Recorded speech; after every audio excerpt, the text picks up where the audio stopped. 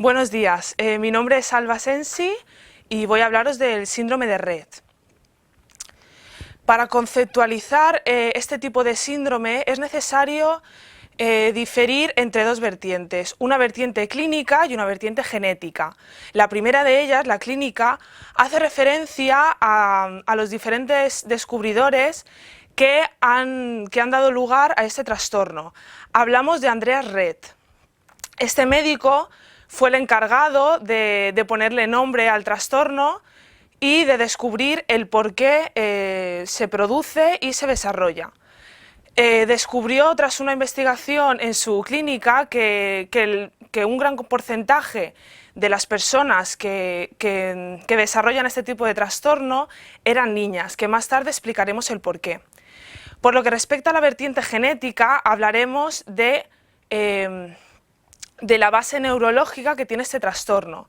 Se trata de una mutación en el cromosoma X, concretamente en el gen denominado MECP2. El desarrollo del trastorno se produce porque al no haber un funcionamiento correcto en este gen, los demás producen excesivas proteínas, lo cual lleva a un mal desarrollo. Aquí podemos ver por qué hay más probabilidades de que este trastorno se produzca en niñas más que en niños. Vemos un ejemplo, el primero de ellos. Si un padre que tiene el cromosoma X como mutante y una madre que no tiene ninguno, se juntan, la probabilidad es que el hijo esté sano, ya que el cromosoma X de la madre está sano, y la hija, sin embargo, presente este trastorno. En el otro caso, como vemos, la madre es la que tendría el cromosoma mutante y el padre no. La hija continuaría teniendo síndrome de Rett, ya que tiene dos cromosomas X, y el hijo seguramente, si este cromosoma está afectado, no sobreviva el embarazo. Por lo tanto, es muy complicado que un niño tenga este trastorno y que llegue a nacer con este trastorno. A continuación vamos a hablar de cuáles son los indicadores más importantes que nos van a llevar a deducir que un niño presenta este tipo de síndrome. Antes de continuar, es importante tener en cuenta que no existen unos indicadores universales para el síndrome de Rett. Cada niño con el síndrome puede estar en un grado de afección u otro. Aún así, debemos marcar unas bases que nos ayuden, unas herramientas que nos ayuden a limitar un poco si se llega a un síndrome de Rett o si se trata a lo mejor de trastornos generales del desarrollo.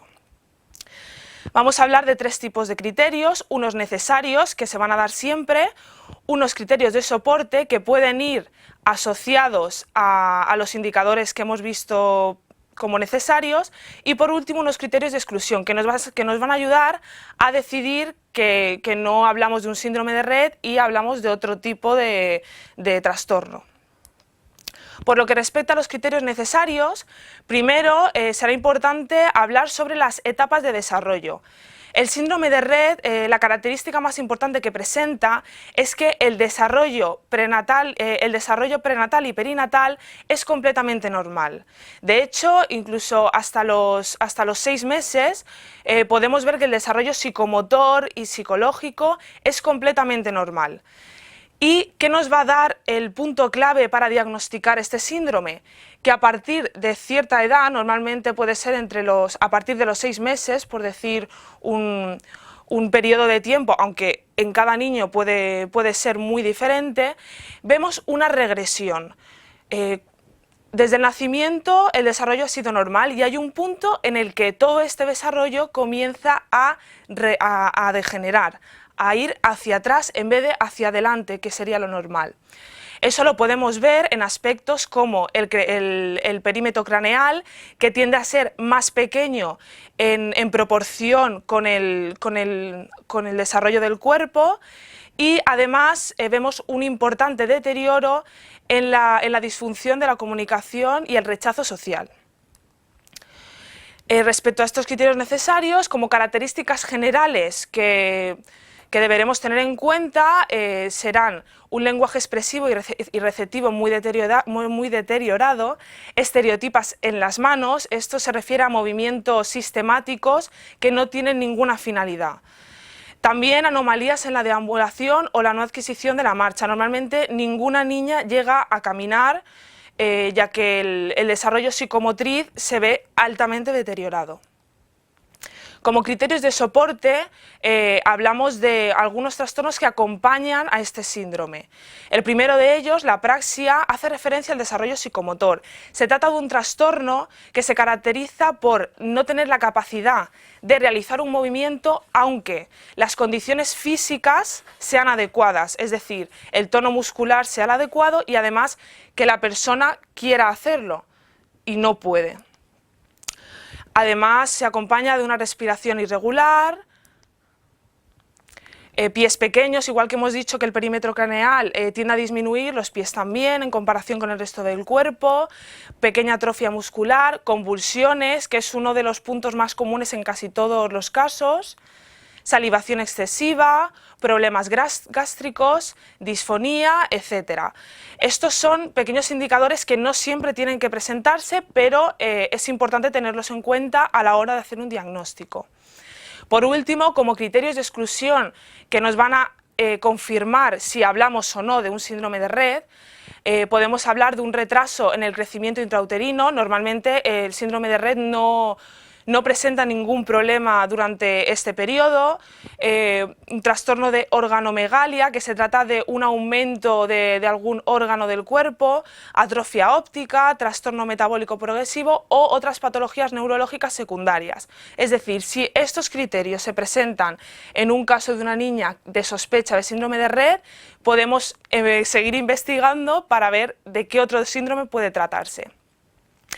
Por último, vamos a diferir tres tipos de síndrome de Rett, cuya clasificación irá en referencia al cumplimiento o no de los criterios que acabamos de ver.